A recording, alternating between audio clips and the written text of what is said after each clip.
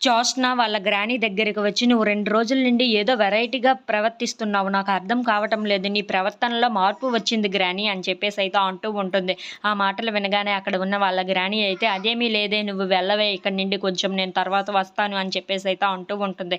ఆ మాటలు వినగానే అక్కడ ఉన్న జోష్న అయితే అక్కడి నుండి వెళ్ళిపోతూ ఉంటుంది. ఇంతలో అక్కడ ఉన్న జోష్న వాళ్ళ గ్రానీ అయితే వాళ్ళ కొడుకు దగ్గరికి వెళ్తూ ఉంటుంది. "ఏంటి వీడు ఇక్కడ ఉన్నాడు" అని చెప్పేసైతే అనుకుంటూ తన దగ్గరికి వెళ్ళి దాస్ అని చెప్పేసైతే పిలుస్తూ ఉంటుంది. ఆ మాటలు వినగానే అక్కడ ఉన్న దాస్ అయితే, "ఈ అమ్మ" అని చెప్పేసైతే అంటూ ఉంటాడు. ఆ మాటలు వినగానే అక్కడ ఉన్న జోష్న వాళ్ళ గ్రానీ అయితే, "ఏంట్రా నువ్విక్కడ ఉన్నావు? ఎవరికేమైంది? నీ దగ్గర వాళ్ళకి ఎవరికైనా ఏమైనా అయ్యిందా? ఎందుకు ఈ హాస్పిటల్‌కి వచ్చావు?" అని చెప్పేసైతే అడుగుతూ ఉంటుంది.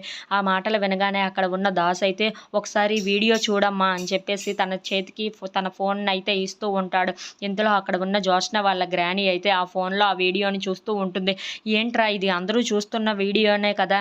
ఇందులో ఏముంది?" అని చెప్పేసైతే అడుగుతూ ఉంటుంది. ఆ మాటలు వినగానే అక్కడ ఉన్న దాస్ అయితే, "నువ్వు సరిగ్గా చూడలేనట్టు ఉన్నావమ్మా.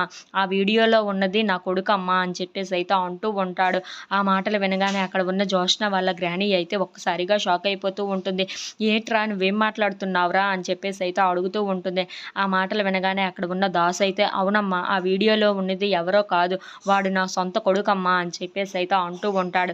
ఆ మాట వినగానే అక్కడ ఉన్న గ్రానీ అయితే ఒక్కసారిగా షాక్ అయిపోయి వాళ్ళ కొడుకు వైపు అయితే అలా చూస్తూ ఉండిపోతుంది. "అందుకేనమ్మా ఇక్కడికి వచ్చాను. నా కొడుకుని ఒకసారి చూసి వెళ్దామని ఇక్కడికి వచ్చానని" చెప్పేసైతే అంటూ ఉంటాడు. If you like this video, please like, share and subscribe friends.